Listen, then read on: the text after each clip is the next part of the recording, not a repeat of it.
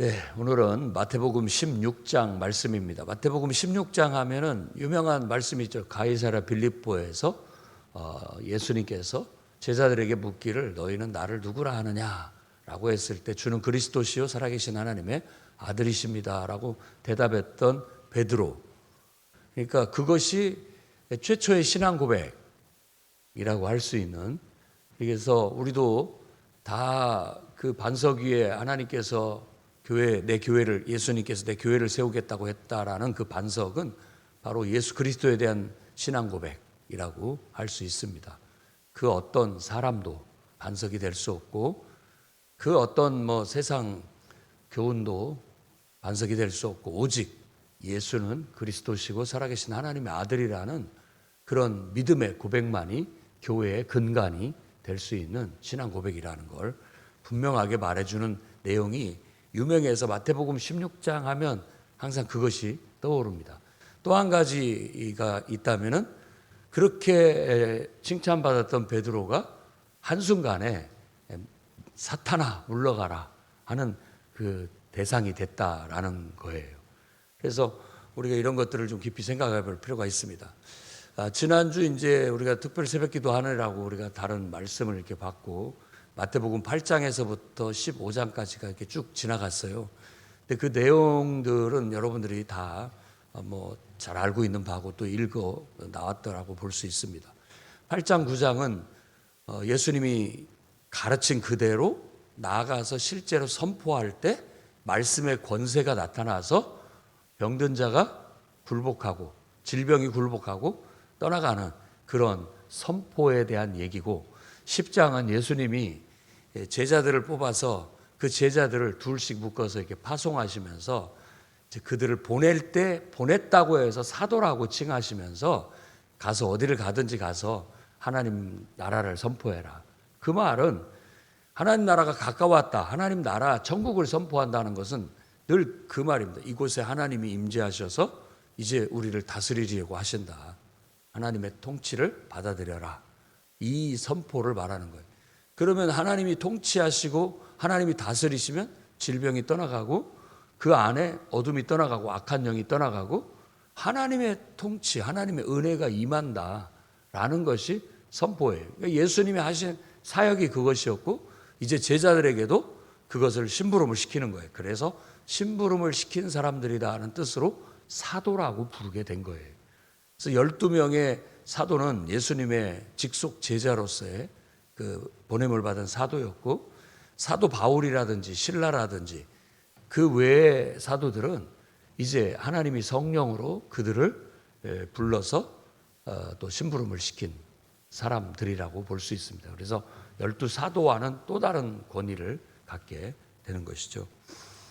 그리고 이제 13장에 와서는 우리가 잘 알고 있는 천국에 대한 비유, 7가지의 천국에 대한 비유를 은유적으로 말해주고 있고, 14장과 이제 15장 말씀에서는 주된 내용들이 바리새인들과의 논쟁, 그러니까 서기관과 바리새인들 간의 예수님과의 논쟁에 대한 얘기를 하고 있어요.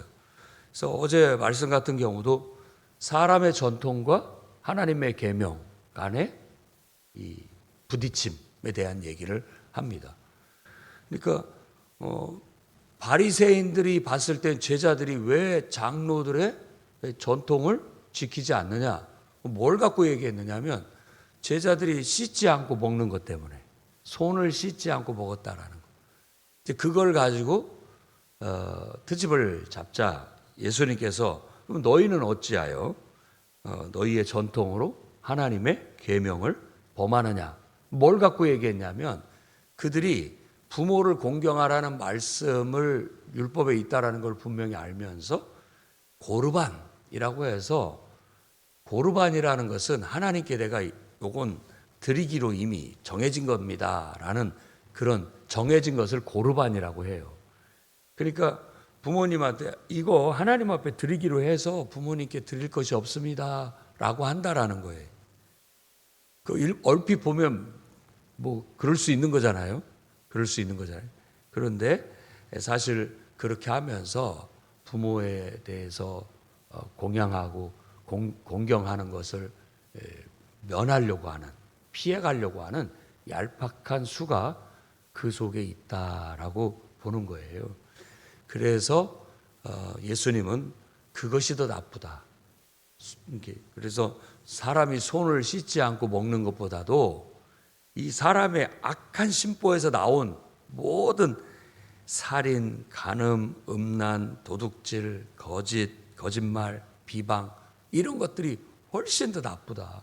그게 더 사람을 더럽게 하는 거 아니고 무엇이냐라는 것을 말씀하신 거예요. 근데 그 말씀의 교훈의 일환으로서 오늘 말씀이 이어지는 거예요. 그러니까 왜 하나님의 뜻대로 행하지 못하고 자꾸만 사람의 생각으로 판단을 하려고 하느냐라는 것이 예수님의 가르침이에요. 그러면서 하나님 아버지께서, 하늘의 아버지께서 심지 않은 것은 다 뽑힌다. 그 말은 너희는 하나님이 심은 사람들이 아니다 이런 의미가 아니라 우리 마음속에 악하고 선하고 이게 어떻게 구분되느냐. 하나님께로부터 온 마음은 하나님이 심은 거잖아요.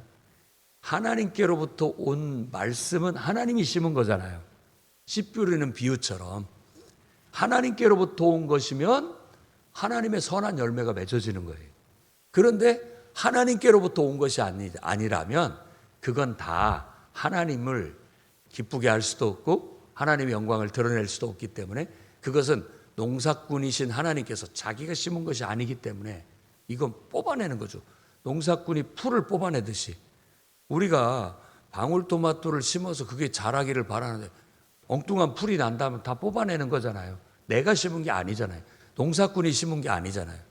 그런 말씀으로 비유로 바리새인들을 책망하시는 거예요. 그리고 맹인이 맹인을 인도하니 둘 다 구덩이에 빠진다라고 말함으로써 하나님의 말씀을 분별할 줄도 모르는 사람이 인간적인 생각으로 자꾸 어떤 말을 교훈을 주니까 결국은 맹인이 맹인을 인도하는 것밖에 안 된다라는 거예요. 그렇게 지적을 받았을 때 성경은 뭐라고 얘기하냐면 바리새인들이 그 말을 듣고 마음이 걸렸다고 그랬어요. 말씀이 걸렸다고. 말씀이 걸렸다라는 말 가끔 우리가 쓰잖아요. 그 말씀 때문에 시험이 든 거란 말이에요. 시험이. 우리한테 들으라고 하는구나. 우리를 맹인이라고 폄하하는구나. 비난하는구나 라고 얘기하는 거예요.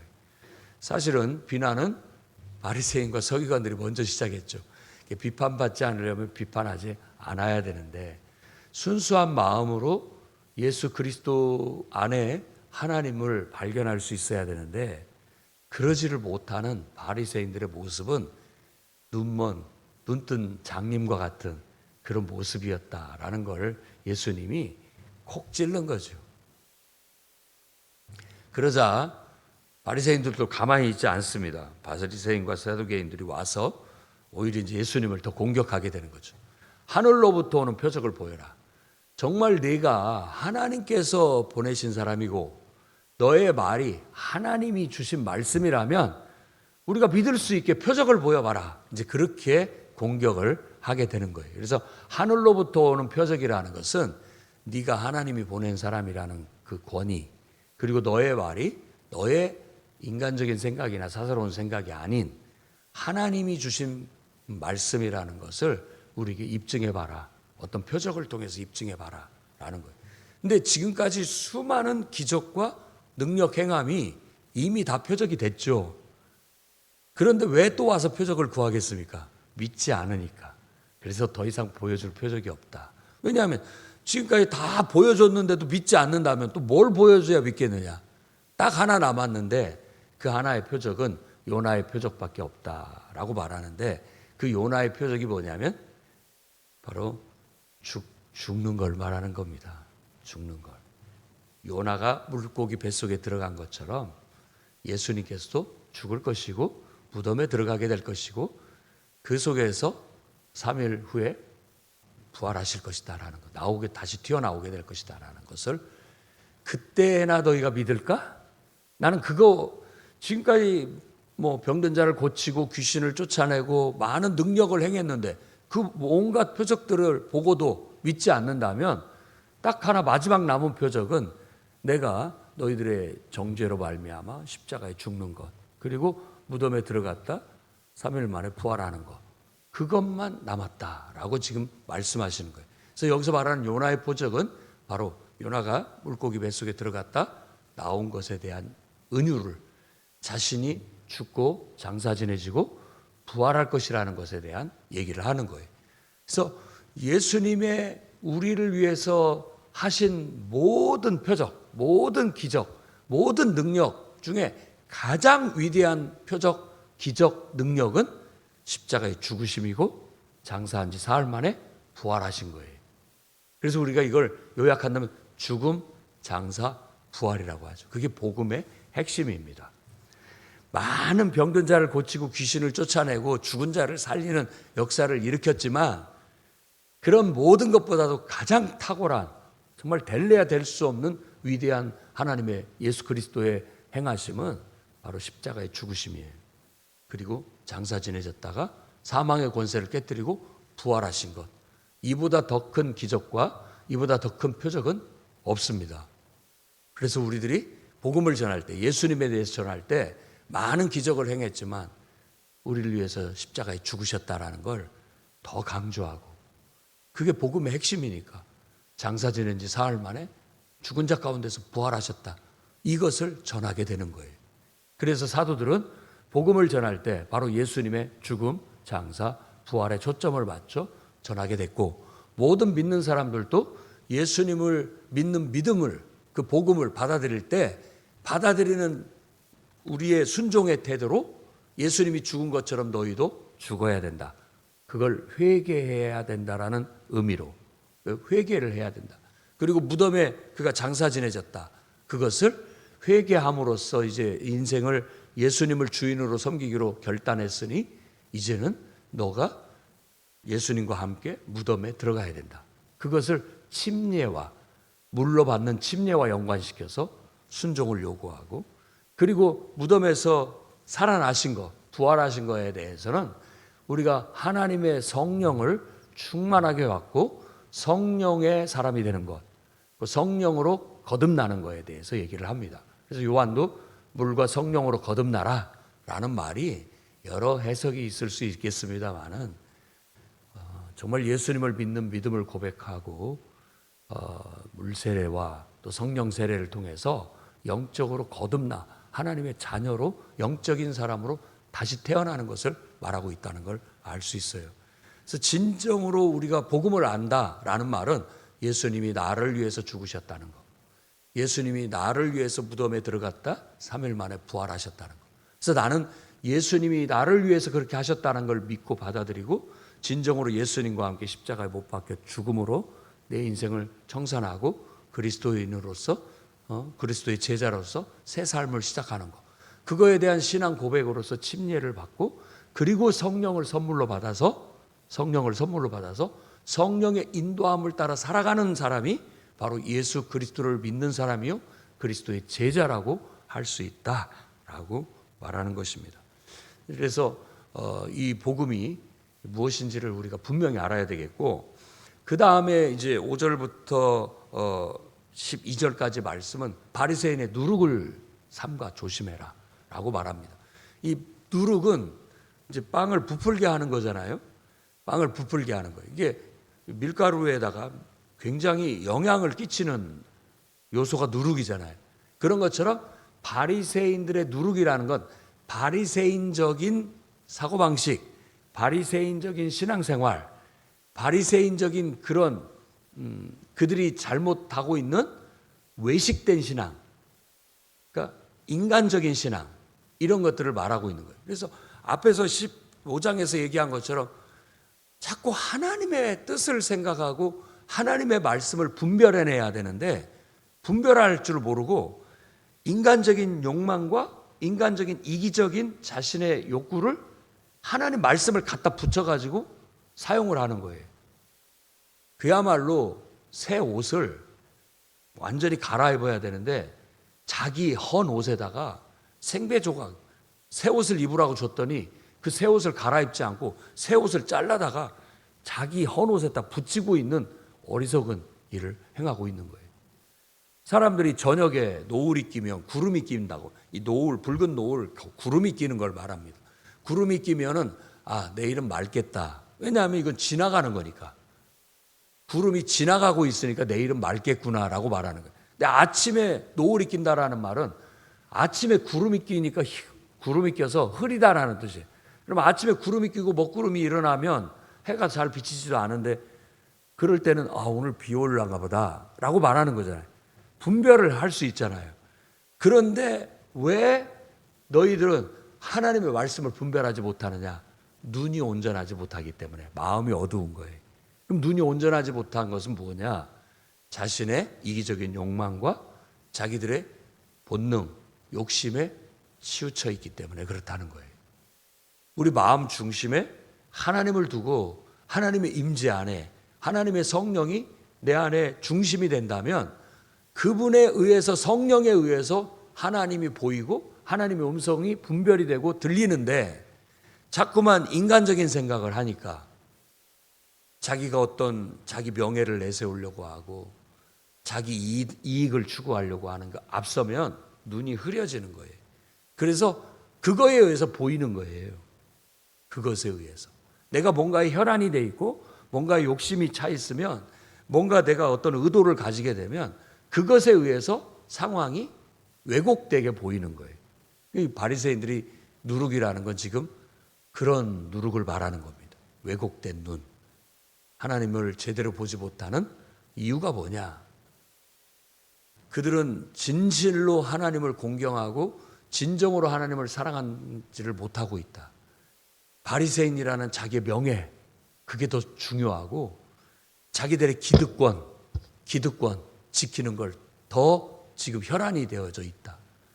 그러다 보니까 순수하고 진실된 것들을 분별해내지를 못하는 거예요.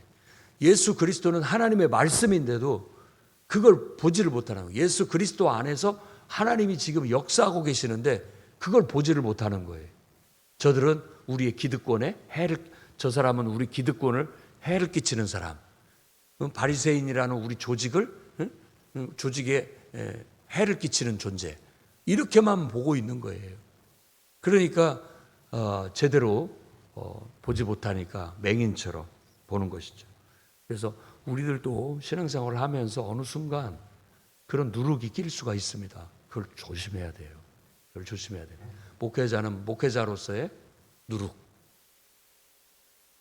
자신의 명예나 어떤 인간적인 그런 것들을 이득을 추구하려고 하는 누룩이 딱 끼면 순수한 목회자가 될 수가 없는 거죠. 사역자가 될 수 없는 거죠.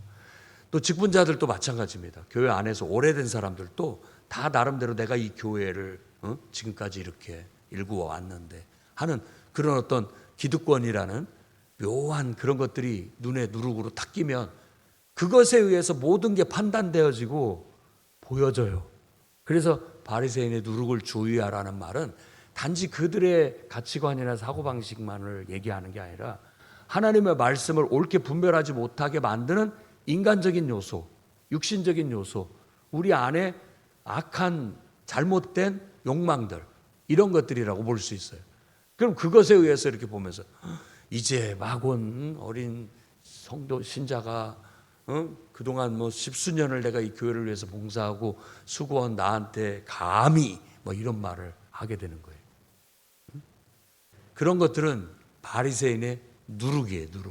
누룩이 끼면 그게 내 사고방식, 나의 판단력 모든 것에 영향을 쫙 미쳐가지고 결국은 하나님의 참뜻을 발견하지 못하는 거죠.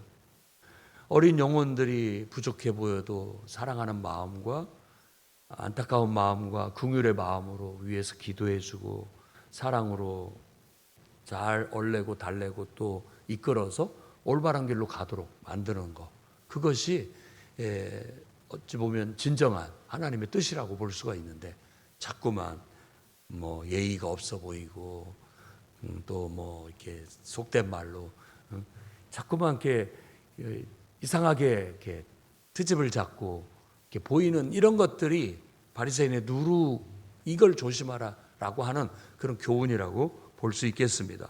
그래서 이건 취약점이에요. 신앙을 오래 하다 보면 나도 모르게 이런 것들이 낄 수가 있거든요. 또 우리가 뭔가 잘하고 있을 때, 또 존중받고 있을 때, 이럴 때 자칫 잘못하면 이런 누룩이 우리 안에 들어와서 영향을 미칠 수 있다. 그래서 하나님 말씀 외에 다른 것이 어떤 영향을 내게 미치고 있는가, 내 판단력에 영향을 미치고 있는가, 내 보는 눈에 영향을 미치고 있는가를 우리가 돌아보고 분별할 필요가 있겠습니다.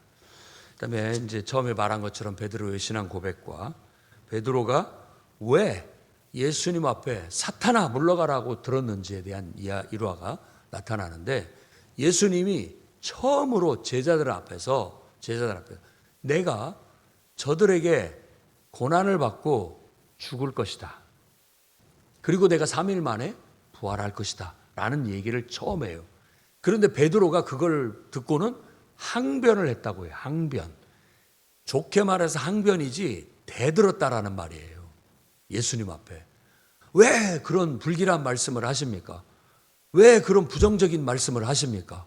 하면서 예수님이 그런 말을 한 것에 대해서 언짢아하고 그런 말을 못하시게 그 입을 막으려고 했다라는 거예요. 그랬을 때 예수님께서 사탄아 내 뒤로 물러가라. 네가 하나님의 일을 생각지 않고 자꾸만 사람의 일을 생각한다. 앞에서 말하는 바리새인의 누룩이 바로 그거예요. 바리새인들의 잘못이 자꾸 인간적으로 생각하는 거잖아요. 자기의 이해득실, 기득권, 이거에 눈멀어서 눈앞에 있는 하나님을 보지 못하는 것이 그들의 누룩이었는데, 지금 베드로도, 제자들의 대표격인 베드로도 똑같이 그걸 못 보고 있는 거예요. 예수님의 제자가 됐으니까 예수님이 메시아고 그리스도라는 걸 지금 앞에서 확신을 했잖아요. 그리고 그렇게 고백했잖아요. 주는 그리스도시요 메시아라는 말이에요. 하나님의 아들이십니다. 그렇게 고백을 했는데, 메시아이고 하나님의 아들이라면 왕으로 등극해서 우리는 그분의 신하가 돼서 하나님의 통치하는 나라를 이룰 걸로 생각을 했는데, 아니 죽는다니요, 고난을 받고 죽으시다니요. 왜 그런 말씀을 하십니까? 막 나무라는 거예요. 예수님을 되려. 얼마나 이게 우스꽝스러운 모습인지 우리가 한번 봐야 됩니다. 예를 든다면 성도들이 목회자를 막 꾸짖는 거예요. 왜 그렇게 설교하시냐고. 우스꽝스러운 모습이죠. 부끄러운 모습이고 수치스러운 모습이죠. 거꾸로 된 거죠.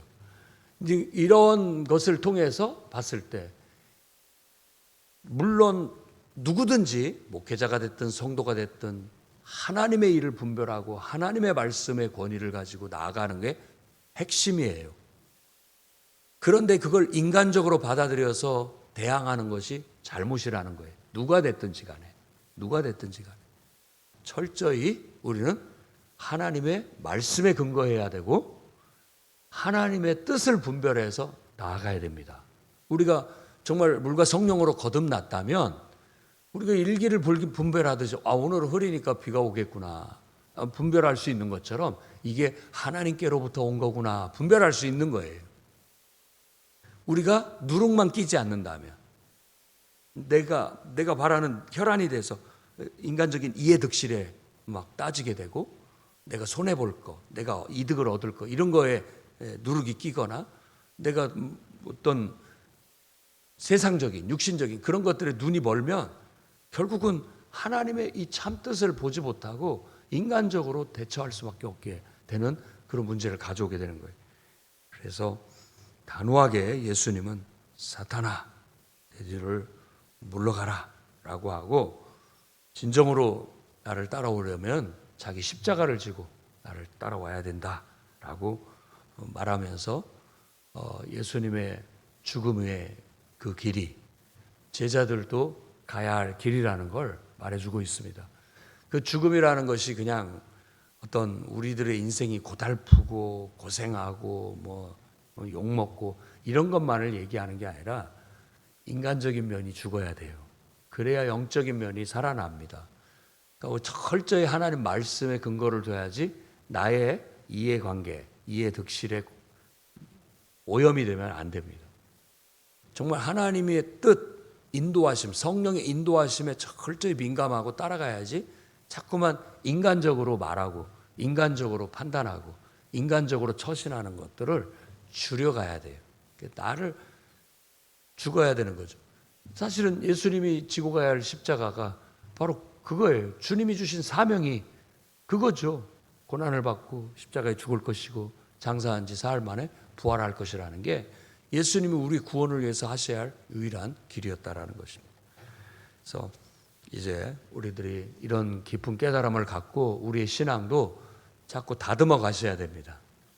다듬어 가야 돼. 내 안에 있는 인간적인 요소, 목회자가 됐든 장로님들이 됐든 권사님들이 됐든 집사님들이 됐든 신앙의 성장과 성숙을 위해서 자꾸만 인간적인 요소를 다듬어내고 내가 무언가 의도적인 욕망과 바라는 것, 인간적인 바람 이런 것들을 자꾸 하나님 말씀에 굴복시키고 하나님의 뜻을 그 속에서 해석해내고 나가야 됩니다. 여러분들이 교회 생활을 하고 신앙 생활을 할 때 사람 속에 하나님을 보려고 노력하셔야 됩니다.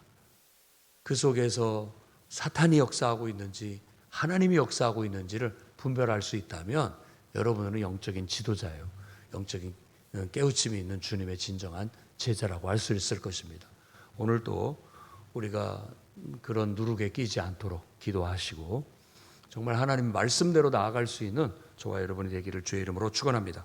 기도하겠습니다. 거룩하신 주님, 하나님 말씀을 쫓아가는 저희들 되게 붙잡아 주옵소서. 인간의 사람의 일로 생각하지 않게 주시옵소서. 예수님 이름으로 기도드립니다.